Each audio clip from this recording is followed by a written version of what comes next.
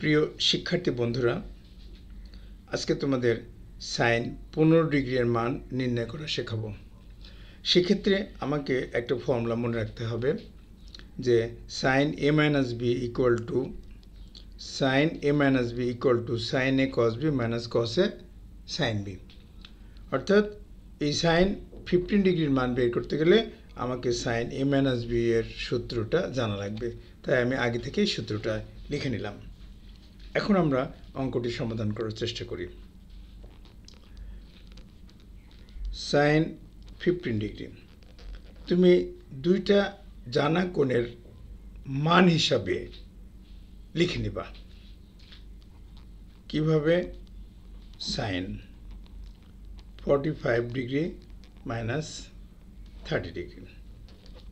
এবার তুমি এটাকে sine a minus b equal to sine a cos b minus cos a sine b এই সূত্রটা প্রয়োগ করে লিখো।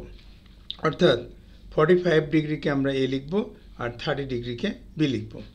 তাহলে সাইন a মাইনাস b এর সূত্রটা প্রয়োগ করো। এখন আমরা লিখতে পারি sine 45 degree cos 30 degree minus cos 45 degree sine 30 degree. এবার মানগুলো বসিয়ে দাও। Sine 45 1/√2, cos 30 degree √3/2, cos 45 1/√2, sine 30 half. এখন এটাকে লিখে ফেলো √3/2√2 মাইনাস 1/2√2। এটাকে লসাগু করে দাও। √3 মাইনাস 1/2√2। আমরা জানি কোনো অঙ্কে হরে রুট রাখা যাবে না, অর্থাৎ অম্লজ সংখ্যা রাখা যাবে না, তাই আমরা লব এবং হরকে √2 দ্বারা গুণ করে দেব।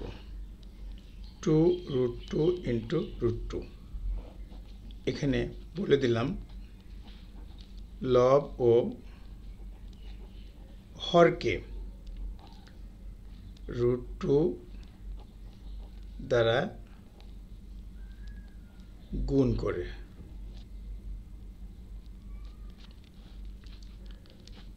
এখন এটাকে √2 দিয়ে গুণ করে দিলে হলো √6 মাইনাস √2, আর এখানে √2 গুণ করলে 2, তার সাথে 2 গুণ করলে 4।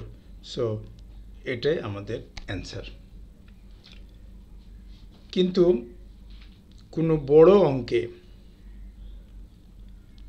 অথবা এমসিকিউ এর জন্য